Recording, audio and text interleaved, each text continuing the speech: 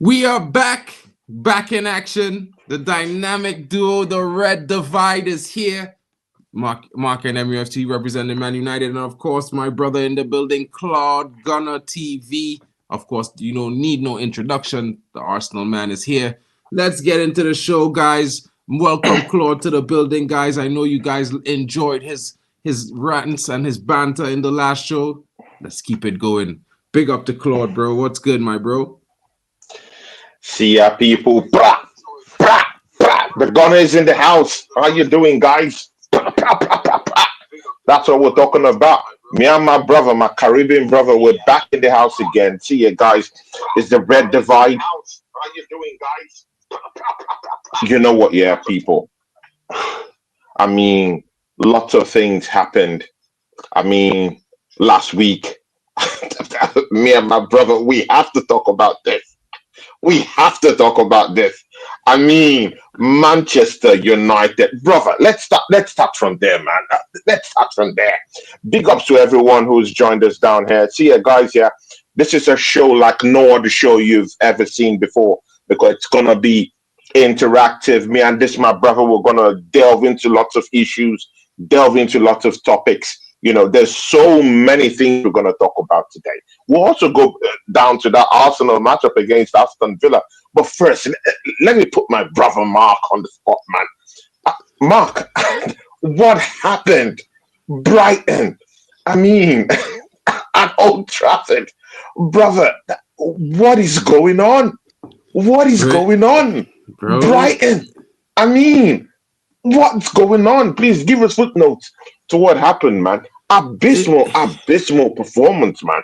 50-50 ball possession. I mean, you guys have 51% of the ball possession. Brighton had 49% of the ball possession. But yet you guys had superior shots on goal. Maybe not so many shots on goal, actually. Maybe 1 to 3 or so. It was a drab game, but still, Manchester United finding a way to lose at home to Brighton, of all people, yet again. Mark, you have to speak on this, man. Well, you're taking the arrows down here. You have to talk about it. Music. I wish I had the violins. To be honest, I wish I had those violins, bro. That sad theme music, you know. Let me see if I have something. You know, let me see if I have something.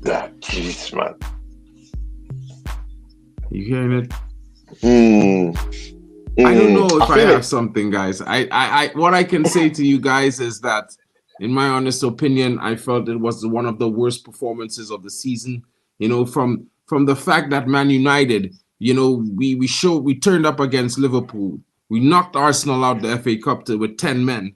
To go into a game versus Brighton after coming back in sensational style in the last 5 minutes with a hat-trick from Amad Diallo. Excuse me, guys. It's for me one of those things where I can only say, what in the fuck was going on with the players? Because, brother, I say this to you, I will back these guys. You know, I'm not one of those guys that will criticize the players if they're having bad form. I will chalk it up to a bad start to the season. Athletes have these things. I'm old school like that. You know, even the young players under 23, I'm not on them. No time. You know why? Because they're in developmental stages. As much as there might be other under 23 players that are ready now and doing better now, that's not my team situation. But to lose in that disgusting fashion, the defending was abysmal. The goalkeeping was even worse. The attack, my brother, I am telling you, since the beginning of the season, we've been suffering with a problem for goals. We've been suffering in attack because we've been creating chances, many chances at times, sometimes even more than many. You know what I mean? Sometimes twice the amount of the other team, but we can't put the ball in the back of the net. And we have some players that are on the rise. Amad Diallo, you know, he's getting all the support necessary, and I'm rightly so. His performances have shown that he's one of the best players of the season. But at the same time, what is happening to Mazraoui? He was the man of the season after coming in for nearly 12 to 18 million pounds, and now it's like he's either overplayed or he's burnt out. Then when we look at Lenny Euro, bro, in the game against Southampton, my young generational defender, he was laid bare to Souleymane. That guy had his way with him like he was tangoing on the cha-cha-cha, and he was changing the music at his pace. And my player was just like, he didn't even know he had 2 left feet. He didn't know how to dance. So I'm looking at it from the perspective that United needs to change. But the change, bro, like, I can't say just get rid of the players, all of them, because some of them, it really isn't their fault. They shouldn't be the ones being depended on. They are not ready. We have senior players who are not showing up, of course. Mark, pause around there, man. Because I mean, I've heard this same excuse given by you and some of your other fans in your fan base. I mean, get rid of all the players. I mean, that's not happening. I mean, we all know that's not happening. I mean, everyone is saying get rid of all these players, get rid of all of them, like 10 of them, 20 of them. Like, how many would remain to play, with this team? See, it has to be structured. Your manager would have to, go into the transfer window, bring in his own players. But I mean, when I look into that transfer window, no one is likely to actually come into Manchester United. I mean, you can see City is doing business here and there. I mean, they have the money. The money's down there. It's a stable club. I mean, champions of England, once champions in Europe. I mean, they're attracting the best of players out there. They just gave Haaland a new slave contract again. I mean, 10 years. And things are going fine. Things are going well. The attraction is there. More players are coming in. But when I look at Manchester United, I mean, no one. I mean, I've not seen anyone out there that's willing to willingly come to Manchester United. It's a big brand. You could still definitely, bring in players, at least with the sound of your name. But that's not even happening.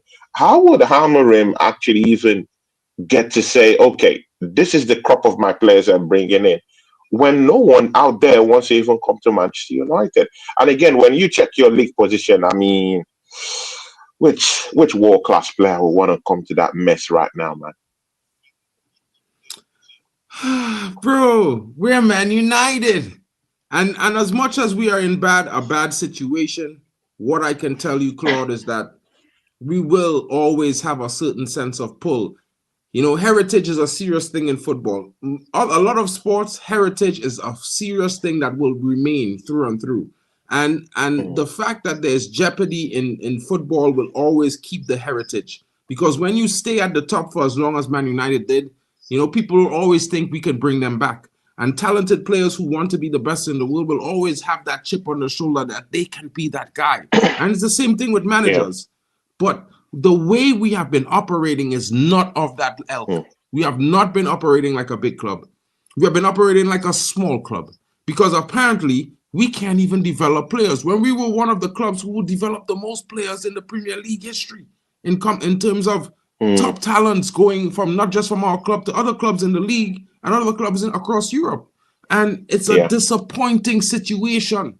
It's the most frustrating thing as a Man United fan, because now we're being told we're broke, or either we're not aware that we're broke, but FFP is stopping us from spending what we could spend, right?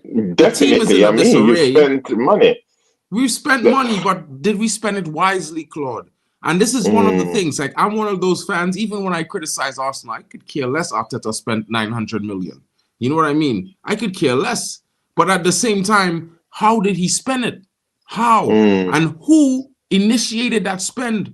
Because when you look at the windows and you look at the available players, and you see what we've spent, you see what you have spent, you're like, how the fuck are we here? And I'm not trying to, bro, I'm just pissed off, bro. Like, you know me, bro. I'm not that guy. But for the last game, bro, and my frustration is at its peak, bro, because I look at my team and I don't see the worth. I see some potential, I see some possibilities, but I'm not seeing that worth. And guess what? I'm greeted with the fact that the fan base is happy to sell Garnacho for 60 M's. Now I could agree, if that's going to help FFP and help us bring in some players that are going to make us better, let's do the deal. But when you tell me we're going to sell this guy for 60 M's and we're going to possibly pay 40 M's for a left wing back, bro, we are not moving right, bro. And I am not happy about that. I am not thrilled. And the only thing that's going to save that situation is if it fucking works, bro. Because realistically, my brother, I am telling you now, I am at the end of the rope with this shit. These owners are mad. If we go by what's going on in the transfer window, Manchester United linked with Victor Osimhen. Mind you, Napoli has 100% rights of Osimhen, even if it's playing at Galatasaray on loan, definitely. But I mean, Garnacho wants to live to Napoli. Manchester United is demanding up to about 50, 65 million pounds for him. And Napoli is saying, you know what, give us Garnacho and we would actually slash the price, our demand fee for Victor Osimhen. That's what I'm hearing in the transfer news. In any way, do you think you should be talking about a striker right now, or you just want to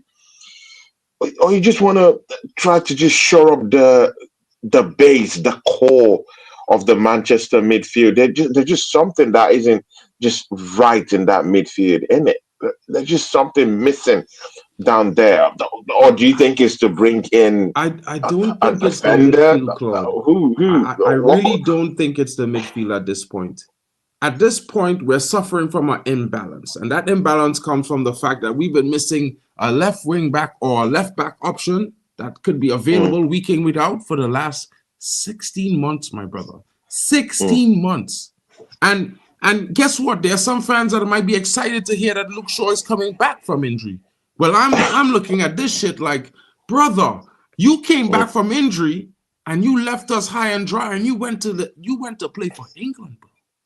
And you came back and the wind blew when you got out your car at Carrington and it was like a little chilly and you got injured again and you haven't been available since.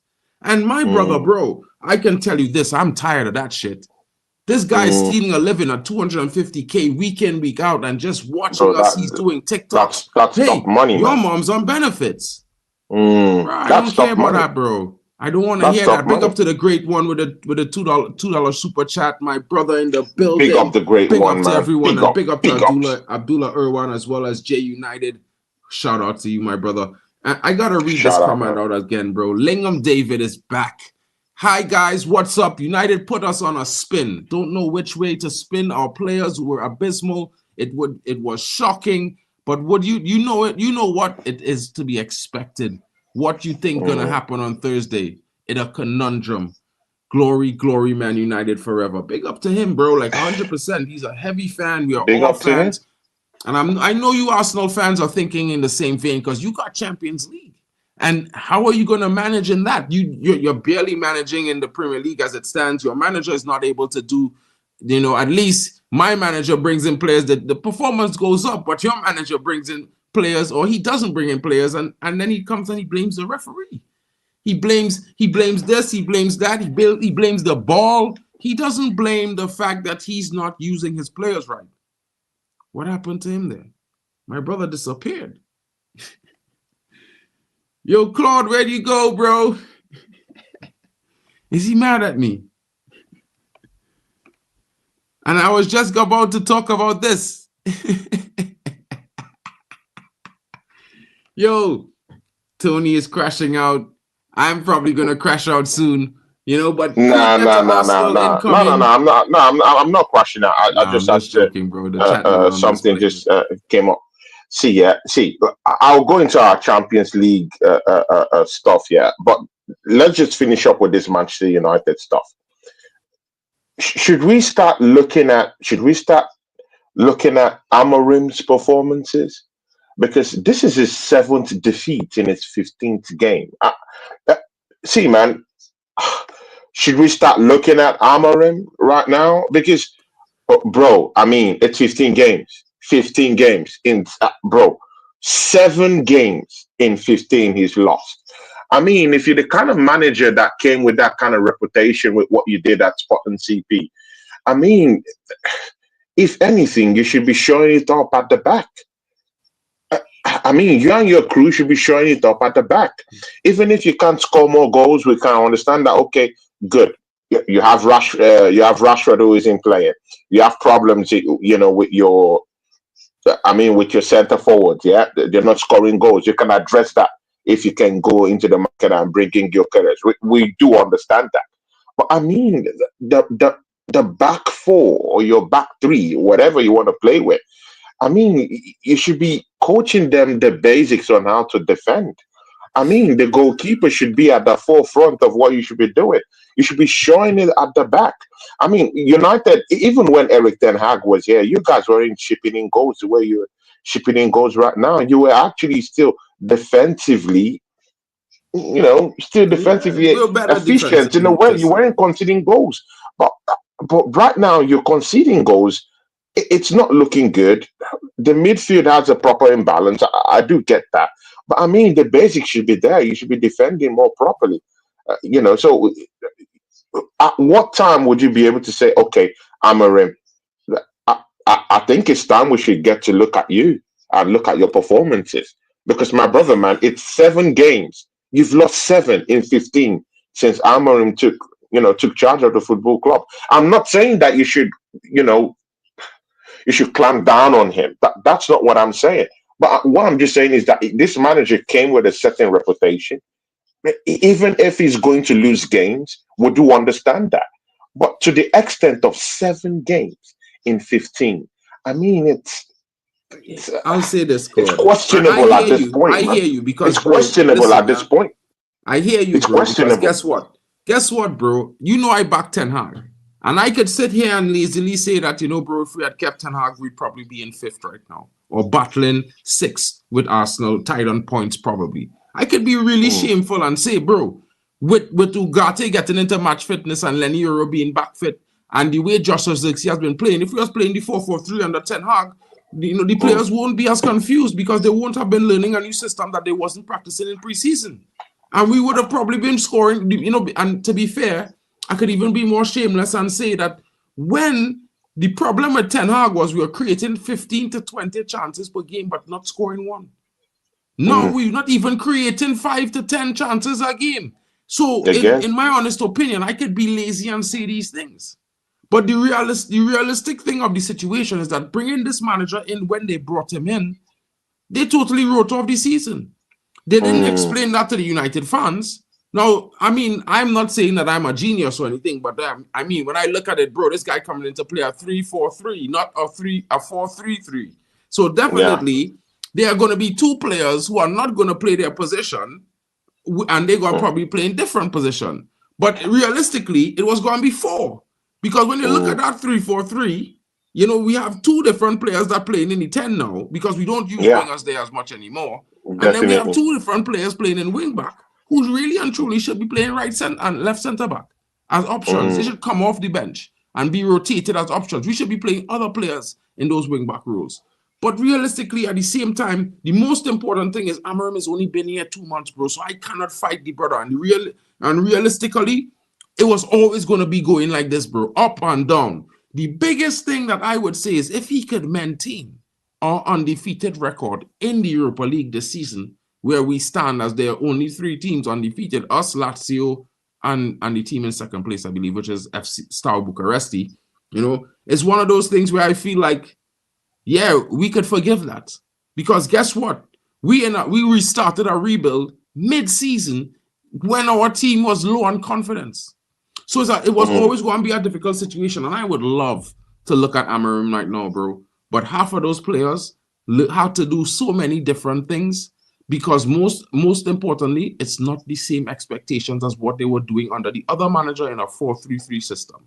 So now we have to take another step back further to say, well, bro, we have to give this shit time. We are going to lose games against poor teams or teams that we No, consider teams that we no, should beat. that's why I said you're going to lose games, but now it's becoming in geometric progression. I mean, it should be. I mean, since he came to the football club, man, like I said, it's 7 in 15. For me, that's abysmal. I mean, part of the criticism that Ten Hag used to have was that if a half decent coach comes in who understands more about the technicalities and the basics of how to play, you can get a tune out of the players that you have right now. Maybe not the best, definitely, because of the deficiencies that you have, but at least you can be able to get a tune out of the players, kick them up in the ass and get some certain kind of results from them. But again, if this was a different manager who came in and you lost 7 games in 15, I mean, you'll be shown the door. But again, it's Amorim. I do understand that. He came in at such a time that, okay, you've already written off the season. I get that. But again, with those numbers, for me, it's abysmal. It's totally abysmal. It should be something. Bro, I don't expect Manchester United to be losing. If you say maybe draws, couple of draws, all around the scorecards, I would say, okay, good. Amorim is trying to, shape things up. I mean, he's shaping things up defense-wise. Of course, you would see some imbalances with the field, not scoring goals. I get that. But if you're keeping your back tight, that could be understandable. But right now, you're leaking goals. You're not winning games. You've lost 7. You've lost 7 in 15. It's not looking proper. It doesn't look like you're going to get signings in the transfer window. I mean, how many more games do you have to lose? I mean, to state the obvious. So it now, the attention would now shift from, okay, these players are shit, to, okay, the manager that we brought in, what has he done that's quite different from Eric Ten Hag? I mean, if you even check it, it's worse. In his first season, if you check it, it's even more worse. It's even more worse off than Eric Ten Hag. But again, I'm just saying, bro. I get that, serious, bro. I get that, right? And what I will say is this, and I was thinking this, and I read this as well. Big up to Lingham David in the building. On All Football App, Amorim smashed the big screen in the dressing room. I could tell you, bro, it had a very nice big screen in the dressing room. He smashed that, bro. Yeah, he smashed that screen, my brother, man. I just couldn't. When I tried to bring the picture up and I refreshed the page just now before the stream started, they took the picture down. But I was in the dressing room for a tour, so I've seen the screen, bro, and they smashed it, right? And you know what? I think it's about time he start dealing with these players with his ruthless vein from when he went in his early days at Braga. You know what I mean? And you know what? Ten Hag, he was that, but then he realized these players are so big babies. You have to caress some of them to get them and stroke their egos to get them to perform. But slowly and surely, he was trying to get them all out and bring in a new squad. But at the end of the day, people will say that he wanted Rashford. People will say that it's not the club when, Rashford has, many managers has said after, the NDAs expired, they wanted this brother out. But guess what? They were all sacked. You know what I mean? It's the first time I am so shocked that the club is allowing Aaron to do what he's doing with Rashford, because I'm pretty sure they was never going to allow Ten Hag to do that. You know what I mean? Moving on, before I bring it back to you, I just wanted to say this. Ten Hag was not the problem at this club. And Sosa wanted him out. You understand? Exactly. And to be fair, what you're saying is kind of right, because this is one of my fears in the back of my mind. And while I am not going to be that guy to acknowledge what you're saying, right? The board that we have, these geezers, bro, that they have in that board, they are snakes. And they might be the guys to do that nonsense, bro. What Sosa is saying there. And, we can't defend United structure. We are owned by imbeciles. You understand? And like Stephanie is saying, Arteta has been backed. And Kenny is saying, Arteta has never won a game in a month or something in his first full season at Arsenal with 15th at the time. It's quite like United at the same time. What I would say, just like Jay has always been punching in the comments, it's never the manager who are the problem at Man United. And just like him, I will keep saying it. The board was always, and that same board, the majority of them brothers still there. Why they're not fired is beyond me. You understand? But this is something that I do believe is a possibility, bro. If we finish below Spurs and these guys who are in worse form than us, we could be in that. You know what I mean? 4 more defeats equals last season. And they spent 187 million in the summer. And there's still about more 16, 17 games to go, man. Bro, I don't want to bring this to Amorim because realistically, my problem is, the reason why I don't want to bring this to Amorim, my bro, is that You know, these guys spent 187 million to back Ten Hag, but they only backed him for 9 Premier League games, literally 6 weeks. And the biggest problem with that shows their incompetence because they don't have the courage, right, to let the man get all the players that they paid for in the summer on the pitch in 5 games in a row before they sacked him, right? They made a knee-jerk reaction. They snapped the manager because guess what? You know, the fans was at it. Them was like, oh, maybe we made a big mistake. Oh, let's just do this. Boom. And then they go on and they say they sacked Dan Ashworth, who after they made the fan base wait almost a year for. The man didn't even work for 6 weeks. The man didn't even work for 3 months, bro. You know what I mean? And everybody's like, yeah, chill. He probably was the reason why we kept Ten Hag. Okay, cool. So they sanctioned that. That's okay. Maybe, bro, listen, I'm looking at it like this is impatience. Impatience by the board who you expect to be experienced and to be the most patient because they acting worse than fans. And realistically, bro, we in a rebuild. And let's just be honest, bro. I said to Mandem, we overachieved in our first season with Ten Hag. We overachieved. We should have lost that game and dropped down to Europa League and not got Champions League in that first season. Because if we had done that, bro, we would have never been in the problem we was in the second season. And then here the worst part. You know, they want to rubbish what Ten Hag did in that second season, my brother. We had an injury crisis. We had the injury crisis that people said made Liverpool, who was with Klopp for 8.5 seasons at the time, finished 6th place the season prior. So imagine we dealing with that injury crisis. This manager knew second season, but no, he's failing because guess what? He won an FA Cup. And had we not had someone, I think he still had the Carling Cup. He still had the we won that the season before. We had won that the season before. The season before, through the abysmal form last season, we won the FA Cup against Man City. It finished top 4 before. I mean, there's a whole lot of hurdles for Amorim to actually even cross what Erik Ten Hag did. I mean, he has to win a title this season to be able to still come close to what Ten Hag did, you know, at Manchester United. No matter how bad you were this past 2-3 seasons, Ten Hag saddled your team. He still won trophies. He still brought trophies. And again, that was his bargaining chip when he was talking to the board, right? He was telling them, see, if I'm as bad as people say I am, with the clear deficiencies we have in the team, and I'm still raking in the trophies down here. I still won the Carling Cup. I still brought the FA Cup. And you know, with this horrible team, I spent the money. I bought these players. I can fix it. The board didn't want to listen to him. Many Manchester United fans were saying, oh, you know what? If we do get a big-time manager, he will get a tune out of this team. But I'm sorry, man, even Amorim can't even get a tune out of this team. So you just have to go into a new rebuild. I mean, Ten Hag was going on a rebuild, innit? So you have to go into a rebuild of a rebuild. And, bro, man, that would take more. That would take more years. Van Gaal was going through a rebuild. Then we that was my take. Then hear me. That's what Jose started a rebuild, right? Then Oli started a rebuild. Then Ragnick tried to start a rebuild, and then Ten Hag was in the 6th rebuild. It's been 12 years, my brother, and I am sick and tired of this garbage. It's time to fire the opposition. It's time to fire the board.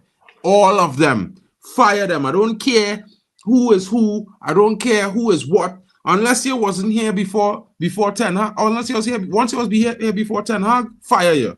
I don't care where you're working. Fire them all, brother, in the board. Not the other workers, because the other workers, they're just doing jobs. They have tasks. They have a schedule. They have requirements. You see the board who dictating all of this shit? Fire them all. But time to swing back to Arsenal, because it's the Arsenal Man United, the red divide. And as we would say, like Sosa saying, it is Man United, bro. Never forget that. But now let's talk about Arteta and Arsenal, bro. Season 6 of the phase competed with on full tilt 18 months ago. Shocked the entire world. Got Champions League, you're back. You are back, bro. Second season, you competed again. You know, sure, you had a little hiccup here and there. You wasn't able to win anything. the biggest problem, I need to ask you about this, my bro. Right? This is why I need to ask you about, because I still think Arsenal will find themselves back in a title race. I think that if Mo Salah was to go at the end of this window, or just the fact that he might sign a contract to go to Saudi in the summer, it will throw off Liverpool at some point and they will struggle. Yeah, definitely. But the problem for me is, and this is what I want to ask you as an Arsenal fan, why does Arteta shit on all the cups? Is it because he cannot compete in 3 competitions in a season? Is it because he can only focus on one thing at a time? Is it because he doesn't want to, do Arsenal to actually win anything to increase the expectation of him until he wins the Premier League? Because he's planning to leave after he wins the Premier League? I don't know. I have to ask these questions, bro, because I think it's a load of bullshit when this guy came out and said, "Oh, the referee helped Man United, and we didn't deserve to lose the FA Cup game." Because realistically, bro, big up to Dino in the building. How the hell could you lose to this bad of a Man United team who were down to 10 men and you had the referee's help? Let me know, bro. Talk to me. No, see, man, of course, I saw you on my channel yesterday. You were in the charts, trolling and doing your thing. I don't have any bad words to say to you, man. No resentment, because, I come down to your channel to do the exact same thing. But, I mean, I've come to the understanding that Mikel Arteta, I did back the process at first, but later on, I just looked at it, man. Second again in seasons where we just totally bottled it. I mean, it hurts. It hurts, man. It hurts. And I came to the understanding that Mikel Arteta is, it's a baby coach. I mean, this was Pep's corn guy. I mean, it's not like the most biggest, hottest property in football world in terms of coaching or managing a football club. This is experience. If you're asking of, I mean, if you go to get a job somewhere, yeah, they'll always ask you, what are your credentials? I mean, show us your credentials. What have you studied? Yeah, you bring all that. Where have you worked? Where is your experience? And if you ask Mikel Arteta that question, he'll tell you, I have no experience. My only experience is, being the con guy to Pep Guardiola. I mean, so that's just the only thing he held. And I'm sorry, man, those cracks are beginning to show at Arsenal. It's beginning to show. I mean, he's shown it for the past 5 seasons he's been with us, and he's still showing it right now. He's a baby manager. I mean, they blessed this manager with about £800 million, and we've just been buying defenders. I mean, I have no problem, yeah, with Mikel Arteta actually getting defenders to help shore the team. But man, do you know how many left backs we have in our team? I mean, we have Zinchenko, we have Calafiore, who he can also play as a centre back also. We have Zinchenko. We also have Tomiyasu. so that there. Bro, this guy has invested a whole lot, yeah, on defenders. We have Kivio, who has also played in left back position, can also play in centre back position. I mean, mind you, let's don't forget that we also have Benjamin White, who was also a centre back and is also playing as a right back in the football club. This manager has just invested on defenders alone. And he has totally forgotten up the pitch, where traditionally is where Arsenal always have the bigger problems.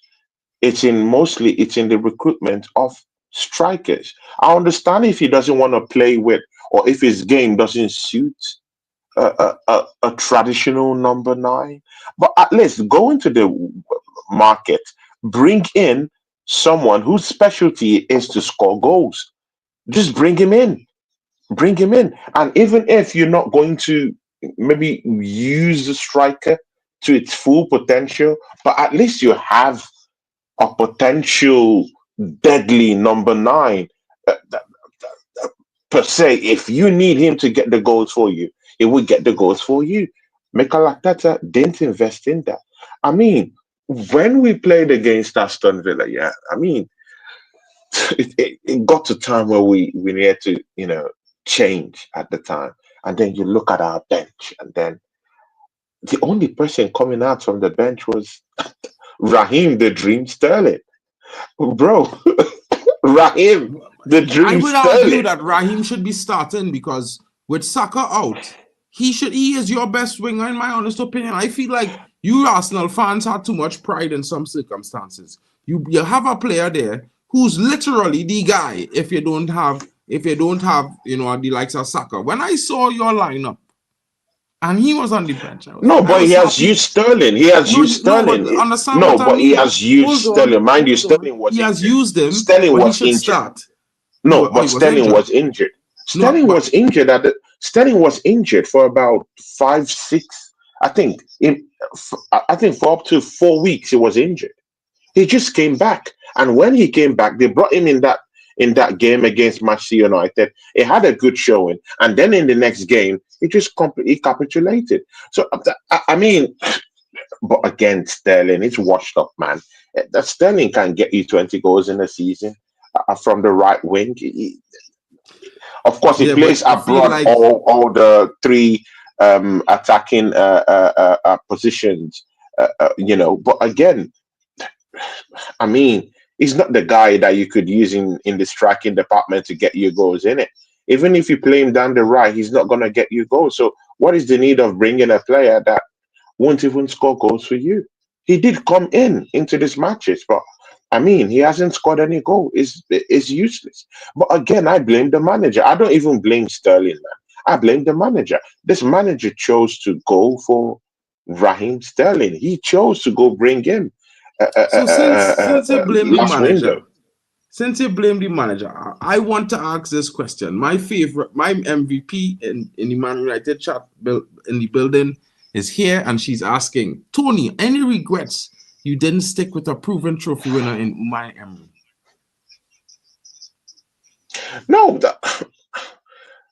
I just felt that Unai Emery. I mean, we've seen him at Aston Villa, innit? Has he won any trophies yet with them? Yeah, I mean, he's taking them to greater levels, but I mean, this season, they're not really doing quite well in it. So they might not even be in the Champions League next season.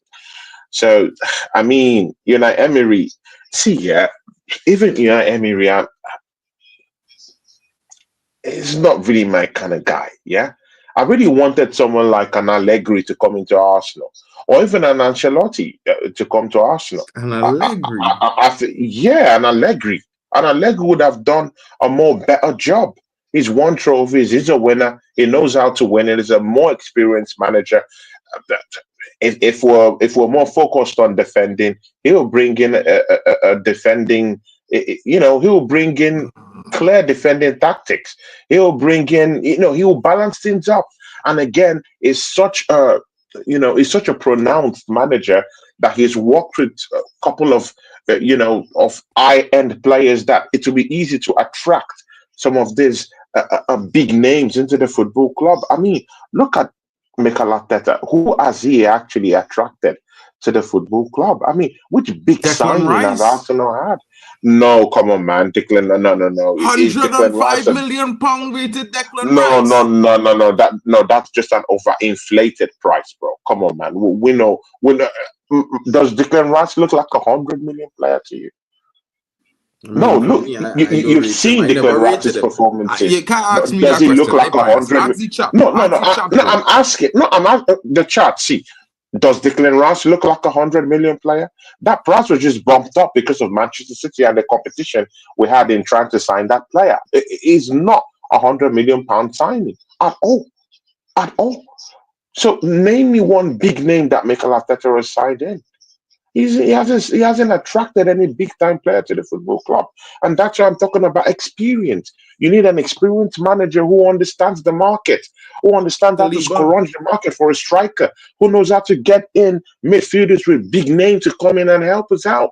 and we're not getting that. I don't really think that Emery would have even attracted big time players to the Arsenal. But Clearly, Mourinho just win a Europa League, a Europa Championship.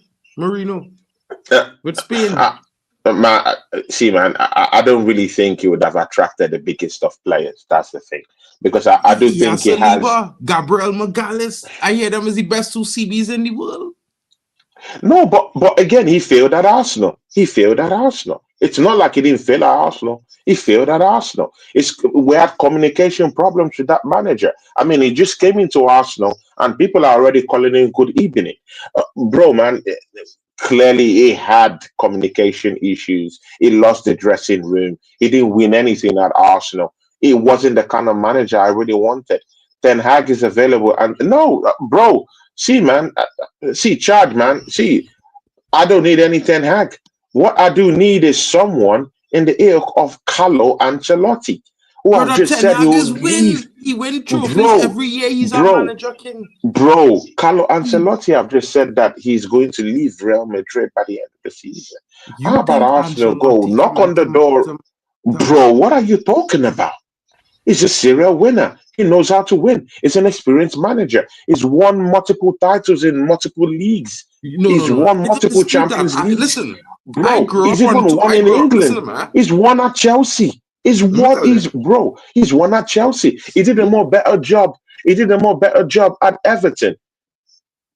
Bro, Everton never get relegated, you know. I mean, Everton are history. They birthed Liverpool. You dig? I just saying to you is that, listen, Carlo Ancelotti in this moment, come study likes of an Arsenal, right?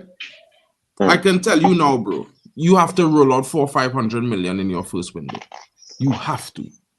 Because a couple of your players, bro, not going to cut it for Ancelotti, bro. The way his midfielders play, it's going to be quite different, bro. He might even work with some of those players, but he's definitely going to have to roll it out. But I mean, I feel like you're not at the point right now where you could be battering who you get as a manager. You should be looking. And the reason why I say, bro, I was shocked when Charles said that. Well, I would be. Let me tell you something, bro. If you get this guy, Ten Hag, I might be worried you'll win a title before Amorim win a title. But currently, as it stands, I am telling you now, Amorim and United might win a title before Arsenal, bro, and Arteta.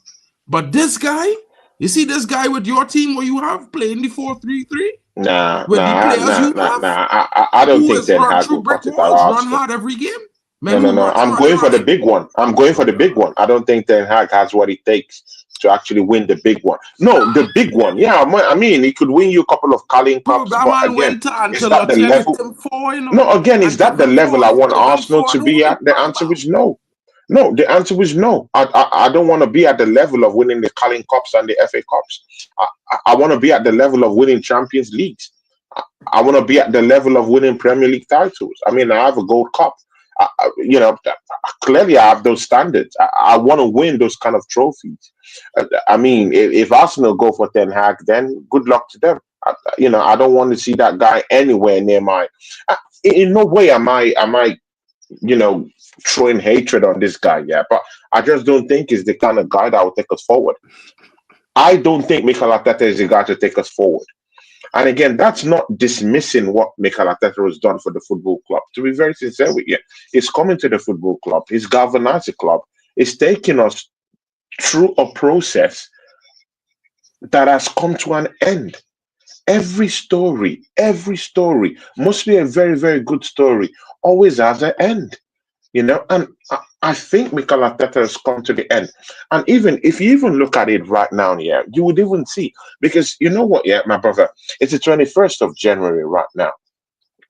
Naturally, if the board wanted to actually back this manager right now, they would have given him money long time ago to go buy in players or to go bring in players and reinforcements into this team. But they've not given him any money right now, which makes me understand that maybe this football club, maybe the management is now saying, you know what, yeah, we might actually start stopping and cutting spending for this manager, and we might be looking elsewhere very soon. So instead of giving this manager any big time money, why can't we just, Just wait and see what happens until the end of the season. And they know for real that this manager isn't going to win anything.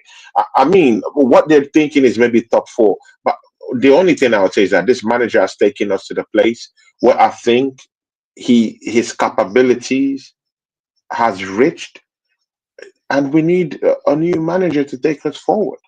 A big time manager who will come in here and win trophies. I don't really think that the entirety of this team is useless. No, I wouldn't say that. I differ from you, Mark. I think we do have good players at the football club, but we don't have certain quality in certain positions to take us over the line. That's what I would say. I mean, we have William Saliba. He's a good player. We have Gabriel Magalhaes. He's a great player. Martin Odegaard isn't really the player to herald, but if you bring in competition and play players in the right places, for instance, look at Thomas Partey, your best midfielder through the season. Yeah, and you take that same midfielder and go put him in right back. But like, what do you expect? Yeah, where your best midfielder is being thrown at right back position, it doesn't make complete sense. So, in other words, I don't want to look down on some of the players that are here right now because I feel that they're not being coached properly. If if we get in a manager that's well versed and well nuanced with the basics of football, bro, and add certain players to this team that we already have. Maybe adding squad depth, but squad depth with quality. Squad depth with quality. I put that in quotation mark. Squad depth with quality. That's going to the market, bringing quality players that will fight and jostle for positions. See, what would it take for Arsenal Football Club to go into the market and say, you know what, yeah, let's go ruffle some feathers. How about we go to Newcastle right now and go lure Alexander Isaac? I mean, it's not out of reality to go down there and say, you know what, yeah, Isaac, we have Odegaard, we have Merino, yeah, we'll be bringing in Zubimendi, all from our teammates of yours. How about that?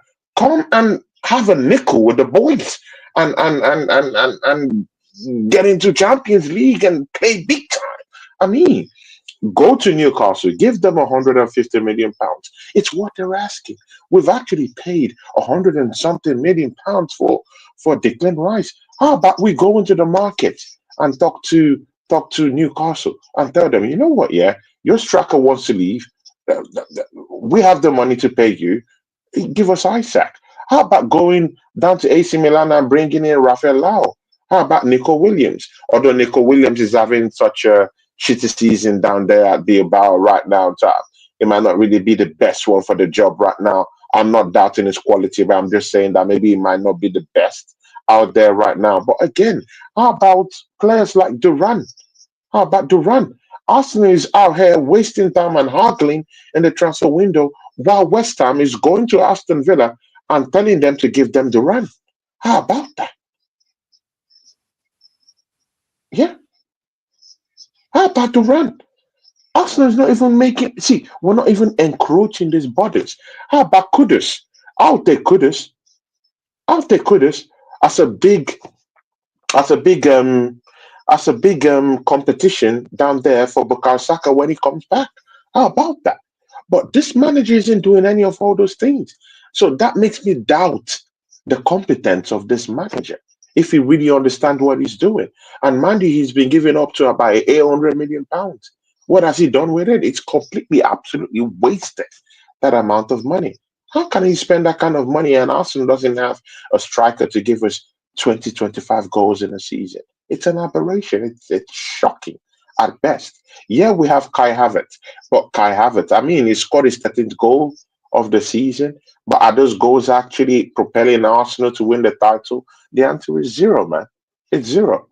So, we have different positions where we're to actually shore up. We're not getting it. And in the transfer window, it's looking drab. So it's a big, big, big problem for Arsenal. But again, we're going into that Champions League matchup, seeking for Champions League glory into the next round of the Champions League. I mean, I see you rolling your eyes I mean, you're a hater. I do understand that. You know, I'm in the Champions League. You're not. I mean, oh, bro, who are you going to be playing? Rangers. Yeah, of course, man. Come on, man.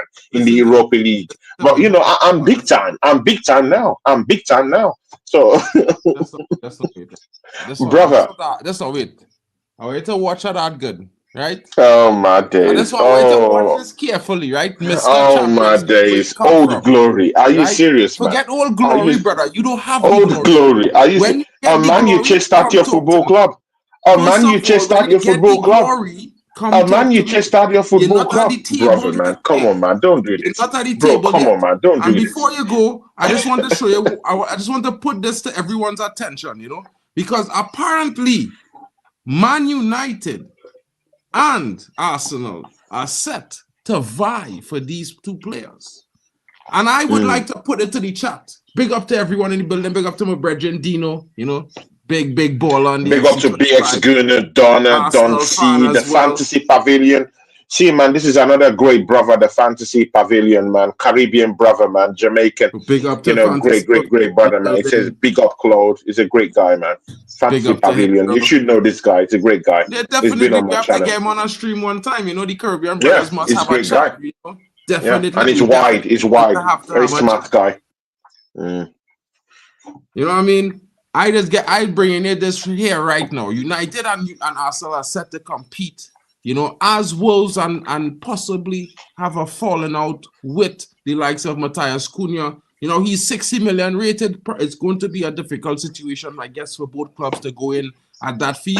You know, there's also considerable other players that are interested. You know, hopefully, you know, what Chow is saying here is going to be true. We'll discuss that quickly and shortly because we know how to round up. I know Claude has to get to his Champions League game. Hopefully Arsenal doesn't lose. But, you know, we know that they are the serial bottlers, just like Spurs. They have those crowns. You know, they make them like the Coca-Cola cans, you know, back in the day. You know, pop tops come off and everything spills out. But, you know, there's this other interesting player. And, guys, I talked to you about it yesterday. 22 million euros, verbal agreement with the club for Ryan Cherky to leave. Exciting, interesting player. Quite, you know, like that guy, Dimitri Payet. I would love to see him in the Man United. I'm pretty sure, Claude, you would need him. He might be that player that you guys dreamed Odegaard is because Odegaard has zero X factor. And in my honest opinion, the longer that guy stays in your midfield, the more basic your team is going to become. Just look at his performances for club and country, bro. He's playing with the best striker rated in the world, and they are barely, you know, doing anything. I don't think they're sure to even make the World Cup, but let's see how it goes for them. And that's why. But again, this problem you just talked about Martin Odegaard. Again, I still feel it's down to the coach. I still feel it's down to the manager. Mikel Arteta knows how to out-coach players. I mean, look at my players now. How many of those players have actually developed under him as a manager? I mean, we have Martinelli who has digressed with this manager. We have Trossard who looks like a complete shadow of himself before he came into the football club. I mean, we have Kai Havertz is still trying his best anyway. Yeah, he's our highest goal scorer in it. Martin Odegaard has digressed since he came to this football club. I mean, there's a lot of players. I mean, bro, how many of them should I name? Even the ones that are Fabio Vieira. Bro, there's a whole lot of players in this football club that have digressed since this manager came in. So that's why I'm saying, under a different manager, this could be something different. Because if we had a different manager, that other manager would understand that competition is something that drives players. I do really believe that if Martin Odegaard has competition driving him in that Arsenal midfield, that it will make him a more better player. If he has competition, he will be a better player than what he is right now. If Martinelli has a more better competition right now and is not being out-coached by this manager, he will be a more better player. And again, when you see competition that's more favorable, competition that's more bigger, you as a player will want to develop, you want to grow. You would look up to that player and say, you know what, yeah, I want to be the player that nicks this guy off, takes that place. I want it all to myself. But right now, this manager with the whole chunk of money that's been given to this manager, I mean, there's no competition for these places. The only player that has actually surpassed development in this football club right now is Bukayo Saka, and that's because he has innate technical abilities with him. He has a capability to become the player that he wants to be. It doesn't matter whatever any coach thinks. And even the managers try to even run him down the ground by overusing him and not having any lack for lack replacement for him down the line. And that's a bigger problem. And even now, there will be even a more bigger problem brewing in next season for the Arsenal.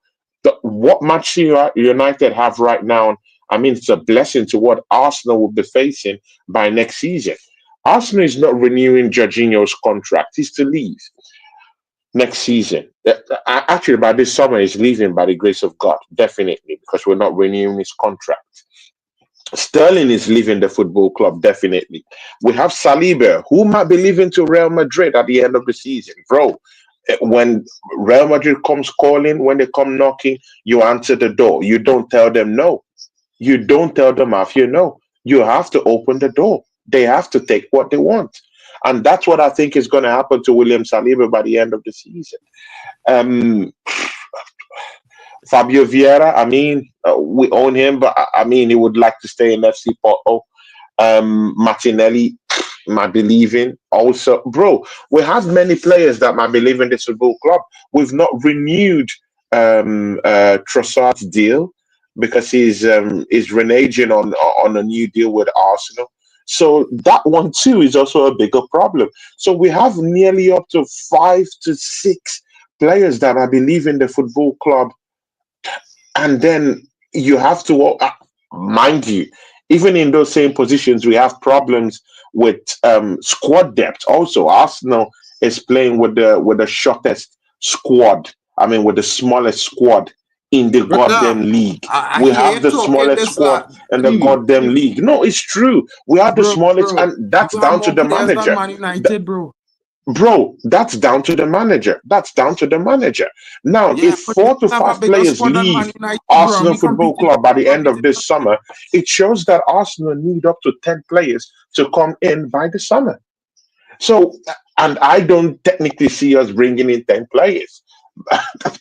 Bro, we're struggling to even bring one in the January transfer window. What makes you think that we'll be bringing in up to 10 or 8 players? Mind you, Zinchenko is leaving the football club by the end of the season. I mean, he has a whole host of admirers. I mean, the latest one we had is Borussia Dortmund. Before that, Inter Milan were in for him. So if Zinchenko goes down, make it the 6th player that might be leaving Arsenal by the end of the season. So you see that Arsenal will be having a bigger. What are you saying? What is he saying? What are you saying? What are you? Bro, I don't believe in that. I don't believe in that, bro. But I just give you the fact. But I just give you the fact. Zinchenko was leaving. Jorginho was leaving. It's been 5 years. Trossard might be leaving. Trossard will be leaving, definitely. Saliba might be going to Real Madrid. Bro, what are we talking about? 5 years, bro. Why you keep crying after 5 years, bro?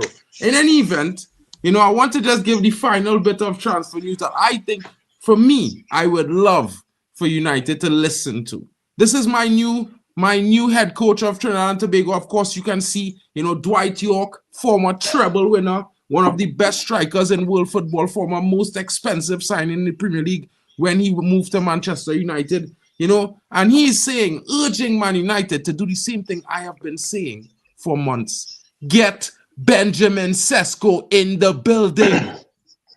We know he don't want to go to Arsenal, bro. We know he doesn't want to go to Arsenal. He wants to come to a big club that has won Champions League before. You know what I mean? Because once they've done it before, you can do it again. That's not in the Champions League. Brother, why do you have such a big ego? I mean, for nothing. You've got teams in the league. You have Rangers to face. You got beaten by Brighton. I got that. Bro, you got beaten by Brighton. Your managers lost 7 games in 15. bro, it's a shambles right now. And to be very sincere, if I'm a player, no, imagine you're a player. I mean, in your prime, yeah, you're scoring goals, you're looking good. You know, you have the future to look forward to. Would you want to play for Manchester United right now? No, just say the truth, man. I mean, I know you're a Manchester United diehard fan. No one is going to take that away from you. But when when you're a player at your prime, yeah, and you're looking outside the box, and and they say, you know what, yeah, choose a team that's in the Champions League right now, or choose a team that is just and has been in terms of Manchester United. Which one would you come up to? Brother, I just saying To to be the very street, right? sincere, as a big time player, you won't be choosing Manchester United. You don't want to go Brother, play for a listen, team that's 13th in the league. listen Bro, to come me. on, man. I think you're asking the wrong question, right? I think the real question you should be asking is, which team that you think you can go to that is an elite force in world football. That when you close your eyes, you know you're going to have support from every corner of the globe. And there's only one answer to that, bro. It's Man United. Yeah, I say it's Man United. You feel me? No, It's Man United. no, Because let me tell no, you you're something, not. right? No, You see, man, cannot pay see, no, for no, no, clout, no, no, bro. no, no, no, no, You no, no, no, cannot no, pay for no. clout. You cannot pay for heritage. You can't pay for none of those things. You earn it, right? And No, while I but give that's Arsenal a delusion, big bro. club in That's England, delusion of grand, in Europe, you're not a bro. big club, bro. That's Because you grand have not delusion, won in Europe. And bro. unless you've won in Europe, Bro. Do you're you not a think big club. Gyökeres? No, wait. But do you think Gyökeres can come to your football club right now? I mean, I'm just talking of the targets you have right now. Do you think Gyökeres will be I looking at mean, your football club his right now and coach say, was you know what, there. yeah, I fancy my chances at Manchester United? The answer is no. Big up the fantasy pavilion, bro. Yeah, bro, we definitely have to Big do a up, stream big up, big together, up, bro. and big We up Longhead definitely have to Yetis in do the a stream charts. together, That's a bro. real one. Big up. Yeah. The man say Big up to Shan one Longhead Jablate. Yeti. Well, if you know, you know, guys. If you know, you know. Any young man who play Mm. football and wanted to play for the national team, you either had to play for San Juan Jablate or you had to be really talented. Trust what I'm saying. Yeah, But man. The what I will say fancy, is I this, told you, Lord, as we fancy round up, pavilion is real because one too. I do have to get to uni. You know what I mean? Our behind our ahead now in the EU right now. So big up. Yeah. Big up silent violence as well. You know what I mean? Our real brethrens from Sour too, bro. So that's just normal. But Big what ups. I'll say Big to ups. Tony is that listen, right? I think there are lots of things that could happen that would possibly be positive for both teams. However, I would say this, that we are on two different spectrums right now. And no matter how we hang or swing it, United in the last 2 seasons, as bad as we've been, we've won shit. And we've competed in longer I in hear you. cups in general. And the biggest problem I think Arsenal fans need to look at is the fact that to be considered a big club, you need to be able to compete on multiple fronts, which Arsenal has not been really able to prove in this 6 years. Because, I mean, you might be in the Champions League now, but what if you lose tonight? You could be going out in 2 weeks, and then you'll be in no cups. You know what I'm saying? So what I'm saying to you is that you guys, you need to focus on that. As much as I think, my team will get better, I might be hoping, because I believe Amorim is just as good a coach as Ten Hag and a better communicator in terms of when you're dealing with English speaking, right? And I just feel like we will get there because we are Man United. And I do believe Arsenal. I told you about Arsenal at the beginning of the season, bro. But the abysmal run of form that you guys have been on, bro, I couldn't predict that, because as much as I would have hated to say it, I don't want to see Liverpool win the league, bro. So you guys should have done the job, do the Lord's work. But I guess a big team like Nottingham Forest, who actually won we can't stuff, win the league is right going to now. come and do it for us. See, man, we can't win the league. We don't have no prolific striker. We don't have someone in the middle of the park to give big, credible competition to Martin Odegaard. Is the creative spark. The only creative spark we have in our team right now, and is as good as dog shit. I mean, it's been useless. We have Martinelli, who hasn't improved under this manager. We have Trossard, who's looking like a player that has been drenched in goat's blood. But, bro, man, see, man, we have a big, huge problem. We have a striker who is actually handling the ball with his hand and making sure that we don't win a game. Bro, this is not looking good. We have a big, huge problem at Arsenal Football Club. And again, it's not just the manager. It's from top down, I mean, it's from the management, because I'm not seeing any urgency in this football club. I mean, if you want to win something, you'll be the ones going into the market, bringing in a striker right now, bringing in a midfielder right now. I mean, Arsenal is going to the market to bring in Zubimendi. No, not now, but in the summer. How does that make sense? We have a title that we're to win right now. So again, I keep thinking, what are these guys smoking up there? And again, see, let's don't even be carried away if we're Arsenal fans. Yeah, we're second right now. But look at Chelsea, they just beat Wolves. And that boom, they're already in top 4 already. Look at Nottingham Forest, they're in third. I mean, with a few easy games for them to scrap up and win those games, those guys will be looking to Gazon Barca in that second position. So again, how much of this would even be a title challenge at the end of the day? With no striker, with no creative spark, Bukayo Saka out, Martinelli useless, Trossard nowhere to be found. I mean, I'm even conceding goals now. I'm conceding goals now. And mind you, William Saliba is not even down there to even help us out again. So, everything is looking drab right now. We have a manager who doesn't understand the basics of football. Bro, I'm going to write off the season. I started the season thinking that we're going to get something. But, bro, we might have to write off the season, man. Because I don't think we're getting anywhere. We can't get anywhere with the striker that we have right now. We can't. We can't get anywhere. Mostly with Martin Odegaard. He can't take us to the promised land. He can't. And with this manager who's so hell-bent on using Thomas Partey, our best midfielder at right back, bro, we're not winning anything with this manager. We're not winning anything with this manager. It's useless. This season is gone. It's gone. I hate to be the person to say that because I'm usually a positive person. But this manager has made me so salty and so negative. That's what this manager has caused me to do. I hate being that guy. I like to be the guy because this is my boyhood club. I grew up loving this football club. I was born into this football club because my dad is an Arsenal fan. My wife is an Arsenal fan. My mom is an Arsenal fan. My brothers are Arsenal fans. My sisters are all Arsenal fans. But this manager has made me to be a very negative person, and I won't forgive this manager for that because I always like to support this my football club with all positivity and all shining rainbows and all that. But I can't do that again because this manager has turned me into something different. I hate speaking against Arsenal. This manager has made me to start speaking against Arsenal in the way I'm speaking. I so much hate it. We don't have any striker. What have you done? You're saying you've done an agreement with Cunha. I don't believe that. Until I see Cunha, putting that shit, in a press conference saying Arsenal Football Club, that's when I'll believe it. I don't believe it right now. And if I were this manager, I wouldn't even be going for Cunha. I'll be going for Sesko right now. It's the manageable one to go bring in right now. It's 6 foot plus, it's 6'5", it's tall. With the process already we have in being Corner Kicks FC, we can be able to use someone who's 6 foot plus right now to help us with those corner kicks. He's a very tall guy, imposing figure in front of goal. I mean, he could make any defender quake at his physical ability.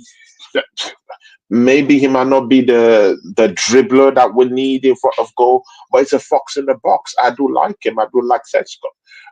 But Cunha, I mean, is not. So, yeah, it's a decent player, but is he a spectacular striker? I don't think so. Bro, here's what I go and say to that. Listen to your brethren long here, Yeti. Listen to his good advice, right? United will always have pull, right? Here, man. Continue listening to what my brother was saying, my boy was saying here, and I believe him too. He said it, and it's like right here, right there. The problem. There's no easy games. You know what I mean? Yeah, you have to understand. Even Highbury is saying it. You ain't winning shit, bro. You know what I mean? And bro, like I would like you all to stop Liverpool from winning this league, but I kind of actually put my money on Nottingham Forest, bro. And we, Man United, we pay the money. We are a massive club. This is why. If you go for Sesko and I go for Sesko, bro, and both of us bet 70 mil, you know where he's going to go. to Man United, bro. And of course, this you might say this season's a write-off, but do you actually have the same level of facilitation to say that, like Man United, the season is a write-off, bro? We will have to discuss this in the next episode, bro, because I really and truly have to catch the train, so I'll be late. But guys, Yeah, because what I will say because is I also this. have a show. But again, things could still change if we go to because a silver lining just opened. Just last weekend, Bournemouth went down there to St James Park and did something did something spectacular. I'm talking of Clivert. He went down there and showed them who's boss down there. So now, if Newcastle is conceding 3 goals or more. I mean, they considered 4 goals in the park just the other day. Eh, And Arsenal decide to, come to the reality that the Carabao Cup is the only, is the only trophy that we could lay our hands on this season. If they can go there and do something spectacular, maybe one player just go there and get a hat trick. It won't be bad, innit? To just go down there, win that game, smash them up at St. James Park, and just get that win. It's something outside the ordinary. But if Bournemouth is doing it, why can't Arsenal go down there and win? But again, I'm just Tony, saying, man, dreams. What are you saying, man? What are you saying? What is he saying? What are you saying, man? What are you even sound like you believe what you said just now. I don't think you believe what you just said now. The chat No, doesn't I believe don't. what you said just now. No, And you again, know I don't what, my believe it. brother? No, I'm not. No. I don't believe. No. Don't get me wrong. You did Don't not get me believe wrong. that I what you don't just believe said it. right now. No, And but I of did not course I believe don't it believe it. either. I'm just saying, bro. I just said if it's if, but maybes. I don't know. I'm just saying if Bournemouth did it, who's to say that Arsenal can't go and do it? There's still a possibility in it. So I'm not saying we're gonna go and do it. I'm just saying that hey, if Bournemouth is doing this, why can't Arsenal go and do it? Bro, So all I have to say is I'm just thinking. I know what that one thing I could do. I could have chess and say things like this because at the end of the day, big up to my brother inside, big up to all the man in the chat, big up to my brother Tony Claude Gunner. But Big check up. this out. Flop, apparently. Flop. Listen, haters, sit down.